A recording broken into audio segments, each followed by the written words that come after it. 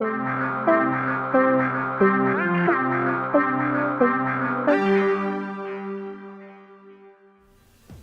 what's up everybody? It's Chris here from PSNstores.com. This time I'm giving you a gameplay glimpse at PixelJunk SideScroller. It's out now on the PlayStation Network for $9.99 in the US, $7.99 in Europe, and £6.29 in the UK. It's coming soon to Japan and Hong Kong, and there will be a demo in the coming weeks, from what I am told, over the people at Q Games. But yeah, this is a horizontal shoot-'em-up, side-scrolling, and it is set in the PixelJunk shooter universe, as you might notice by that 1-4B there at the bottom. The 1-4 is the PixelJunk shooter games. Yeah, so don't mind the grayscale that's going on right now. I'm in the middle of my brutal playthrough, and when you play on brutal, it changes it to the grayscale there. So, game has 4 difficulties, as you can see. There's 2-player local co-op. Got a little blinky thing at the top there. You can play on either of the levels of difficulty, and once you beat a level, once you beat a difficulty, I mean, you can play any stage you want. So there's that sort of score attack sort of element because there's leaderboards for everything. There's no online. There is YouTube uploading, and there are leaderboards, as per usual with the game on the PlayStation Network. There's also custom soundtracks for people like that, although I would recommend against that because the soundtrack in this game is pretty freaking good. So I'll hop right into the game right now, show you a little bit. I'm not going to play casual because I'm not IGN. What level should I show off? Let's do 2-2. So as I said before, it's a side-scrolling shoot-'em-up. You have 3 different weapons to choose from. Got these bombs that bounce off the ceilings, the machine gun, and the laser. And as you can tell, the game has a sort of vector style to it. There's a CRT kind of curve to the game, the screen, and there's some scan lines, which I hopefully will be able to show up in the video encode. If not, trust me, there's scan lines. It's not actual scan lines, but they've added like a scan line effect, and you can see the cool fluid dynamics are still here, as with every game in the PixelJunk shooter series. There's also the normals like the fire, the ice, the water. Magnetic fluids are back, as well as the toxic. Oh shoot! The toxic acid from PixelJunk Shooter 2. As you can see, I'm almost dead, so I can hop back in some water and heal. Although there is no heat gauge like there was for Shooter. And when you destroy these green-looking enemies here, you get a power-up, and you can choose which weapon you want to have it to go on. And each of them has 5 levels of upgrading. They eventually add a backfire since you can't turn your ship. There's 13 levels, and there's 4 total bosses. Each of the bosses are pretty interesting. Well, some of them have multiple stages, and the whole final level is just one big boss fight, which is really, really fun. I just really like the visual look of this game. There's a couple other games that have tried it on the PS Network. Terrover, Gravity Crash, which a lot of people compared this game to Gravity Crash when it first got announced because it had a very similar look to it. But trust me, it plays nothing like Gravity Crash. This is a pure side-scrolling shoot-'em-up. There is some bullet hell, but it's not as bad, and if you're not very good at bullet hell games, I recommend playing it on the casual setting or normal, because the bullets seem to go a little bit slower, and you seem to be able to take a little bit more damage than normal than playing on hard or something like that. You also get these shields. And another thing that the Q Games guys have done to make the game a little more accessible is they've added checkpoints to the levels at various locations. And they seem to all be in very good placement, as I've never had like had to backtrack too much if I got killed.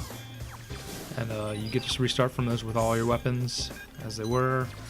Also, if you get a game over, you can restart from the checkpoint, but you do lose your weapon power-ups, and you have to start over from there. But Like I said before, the music is really good. It's by High Frequency Bandwidth again, people that did the other two PixelJunk shooter games. These are some sort of remix tracks, or at least some of them are, from other PixelJunk shooter songs. You'll know some familiar elements in there every once in a while. But there also are some brand new tracks, and the one for the final stage is probably my favorite track in any PixelJunk game. It's just very good. It leads very. There's a lot of like build up that goes along with the level. And it just sounds really good. I would show it, but I don't want to spoil the final level because it has some really cool effects that go on with the screen and that sort of stuff. Yeah, I've also been told that if you beat the game on brutal, you can do some cheat code sort of things where you can change the visual filters to get like the. At least though, when you play on hard mode, the game does like an inverted sort of look, where the black, see how like the background right now is that kind of darker purple. It'll turn like a white, and it looks a lot like the zone mode in Wipeout. Oh, I wasn't paying attention. So if you ever played Wipeout, and you know zone mode, how it's like that clear, well not clear, but like the crisp white look. A lot of sharp borders with the. It just looks really crisp, and there's some really cool effects that go on with that when you're playing later. Where there's just like one level with the metallic, the magnetic fluids, where they change color based on like if they're getting close to you, and it has this pink, purple, and it goes from like blue to purple, and it looks really interesting. That thing down there I just picked up was one of the Easter eggs. They're hidden throughout the levels. They don't do much other than just add points. It's not like the gems in Shooter where you get all of the unlock stuff. It's purely just for points for high score chasing. There's not too much fluid puzzles either in this. Oh man, got rocked. Not too many fluid puzzles in the game. It's just basically you're doing a lot of shooting. For me, I like to upgrade the laser. Even though it is a little slower weapon than the other two, it does a lot of damage, it seems. And the bouncy mines are also very good and very helpful in later stages of the game. But you can't go wrong with the regular machine gun. So the game, like I mentioned before, the game has a local co-op. You share a lot. You share lives. You do not share power-ups though, so you can be a real dick to your friend and take all the power-ups and leave them stranded with just the basic shooter, pea shooter sort of weapon. Playing through the game, for me at least, I've been averaging about. I guess I haven't beat the game on casual. Me and my roommate played it for a little bit, but we didn't actually finish it.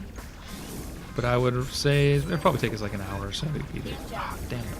I'm still alive. Cool. And when I was playing normal a couple nights ago, it took me about an hour and a half, 2 hours to beat. Hard mode today was another 2 hours or so. So you're getting a good 5 hours if you're playing every mode. And Brutal is just going to take me forever to beat, it seems, because that game. I'll show you Brutal right now since I beat this. So you noticed here, whenever you killed enemies, they just sort of disappeared into the ether. Well, when you're playing on Brutal, they explode into bullets, and makes for a very challenging game. Only the hardest of hardcore shooter fans should attempt that at all. As you can see, I haven't unlocked everything here yet.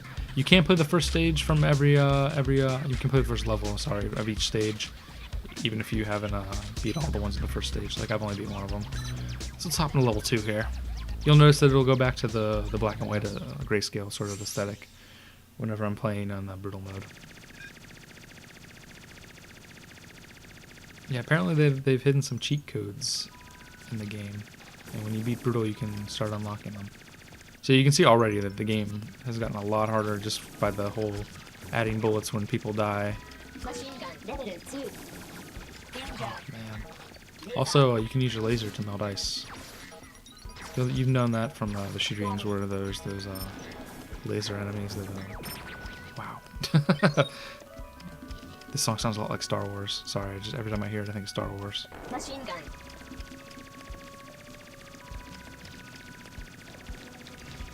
Alright, let's go.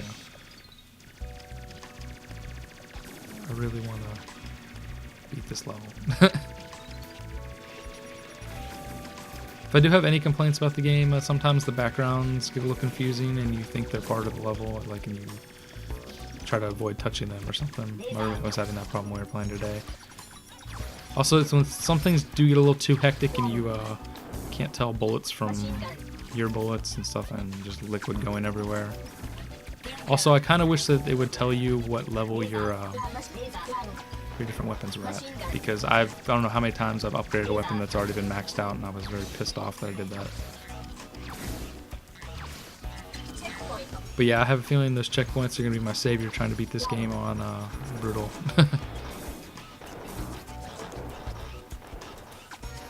See, this song should sound familiar to the shooter fans. This is a pretty much direct remix of one of the songs.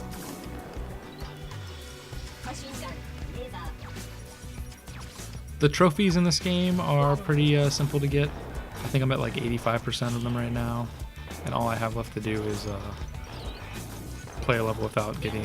Play a level with just spinning. Oh, I forgot to mention the spin attack. Yeah, there's a spin attack. You don't use the sticks to do it though, like you did in Shooter 2. You hold down the R1 button and you'll spin up here. You can't shoot while in this mode, so you have to be careful. But you can do a spin attack and take out a couple enemies. But yeah, the only trophies I have remaining are just beat a level with only spin attack and beat a level without shooting, maybe? Let me check. I can check the trophies for you.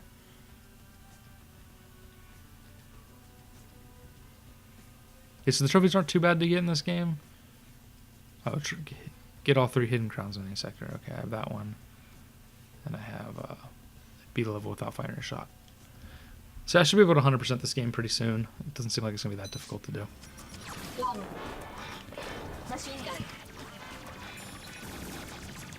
But yeah, I would totally recommend this game to anyone who's a shooter fan on PSN, because it seems to be not too many shoot 'em up games there. I mean, we have the Gundamonium collection, and I think only a couple of those are horizontal shooters. And then we have the Soldner games. Soldner X.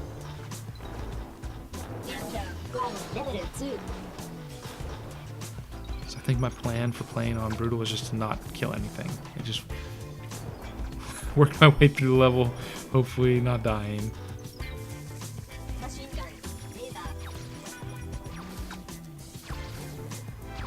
But yeah, it seems like the fluid mechanics don't play the biggest part as they do when you're playing a shooter. There's no like puzzle elements. I don't know if I mentioned that before. It's mostly just going through the levels. There are some like sort of like chamber areas where you have to defeat a certain number of creatures before you can move on. These weapons are really cool. It's like these mortars. When we were playing at PAX, Eric was getting rocked by them. So yeah, another thing they've added, if you die, you can continue on a lower difficulty without having to quit out and do that sort of stuff. And it'll just take you right back to the last checkpoint, but at a lower difficulty. So yeah, this is PixelJunk SideScroller. It is out now on the PlayStation Network. There will be a demo soon. Should be a review on the website shortly. You can check the website out at psnstores.com. If you have any questions about the game or any tips to give me to beat Brutal mode, hit me up on Twitter. It's at psnstores. So I hope you liked the video. Check out the site and look for the review shortly.